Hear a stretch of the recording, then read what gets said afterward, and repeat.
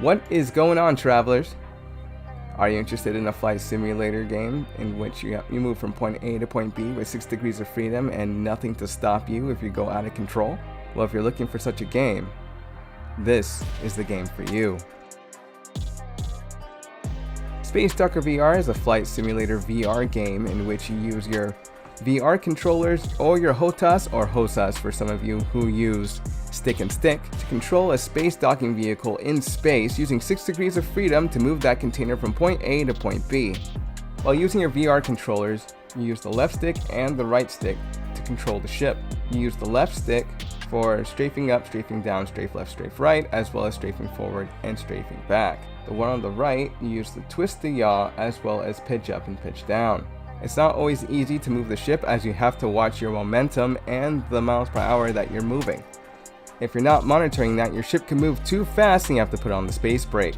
While you dock with your container, there are regular containers and there are explosive containers. The regular containers are easy to move from where they're docked. If they're rotating in space, you would just use limpets in order for you to control that movement so it slows down, doesn't move, and you dock with the container and take that container over to the bigger vessel, drop it in there, and there you go.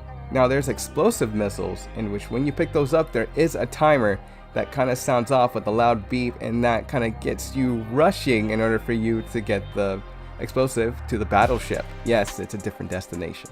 If you don't make it in time and the timer goes to 0, the missiles will explode, causing your ship to go into a very wild rotation, which is kind of hard to roll out of unless you have a space brake.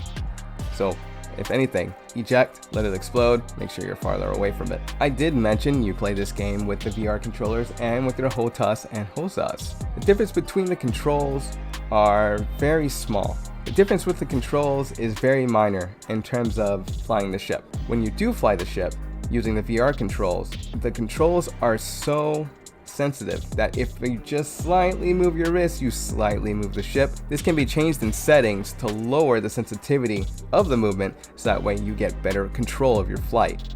Now for HOTAS, when you use the stick and the throttle to move the ship forward, to strafe back, to use the stick to twist the yaw, you have that nice control of your ship. You are able to move just a little bit faster than you could with the VR controllers.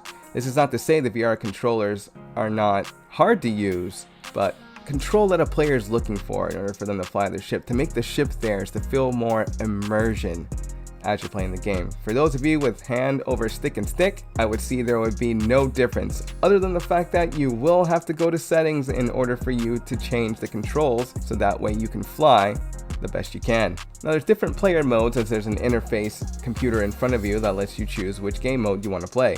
There's Intro, which has you go through the introduction of the game and teaches you how to fly, as well as dock with your cargo. There's Week 1, Week 2, Racing, and Unpaid Overtime. Let's dive into Week 2. Scrapyard 2 is a bit of fun as you're roaming around looking for the cargo, but it's not necessarily in front of you, it's right inside where all the scrap is at. So in order for you to move the scrap, you can ram your ship into the scrap, forcing the momentum of the cargo to move out of it and the scrap to go everywhere. You use your limpets to shoot out and control the cargo as it stops rotating and it's just waiting for there and you in space. You dock up with it and move it to its destination. You're destined to have a bit of fun anytime you play this. Be sure to take in the atmosphere from Scrapyard 2 as its vast, rocky, and scrappy area kind of gives you those vibes like you're in a natural sci-fi movie.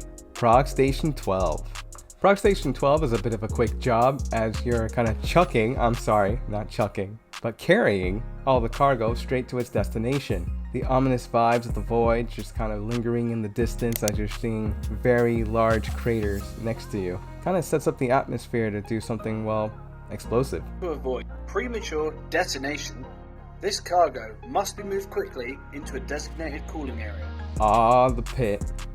Moving through the pit was a bit of a challenge as this labyrinth has you look for rotating cargo and missiles that you're going to have to move within 60 seconds from point A straight towards the battleship. Make sure you're watching your miles per hour on this one, as one slide of momentum could put you and your ship out of commission. Be sure to hit that space brake.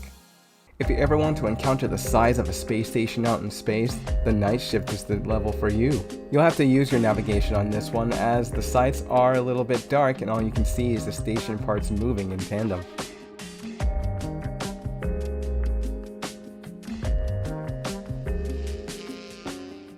If you're claustrophobic, then I take my time with this one, as you're moving inside a specific station itself while trying to transport cargo from one end to the other end, as well as a few missiles. As you're moving around inside the station, be sure not to strafe up too far or too far down, or else you might hit the wall. Ah, the tiny moon. The tiny moon kind of has you start out on this very weird gravitational area, and as your ship takes off, you notice your ship starts to come down as a gravitational pull grabs you. So while you're docking and while you're moving, your ship is moving downward and you try to move it upward to dock with the container. It's a bit of a challenge at first. It's recommended you play in very easy mode for this, as that will get you through the game if you're not too familiar with the normal mode and moving comfortably with it.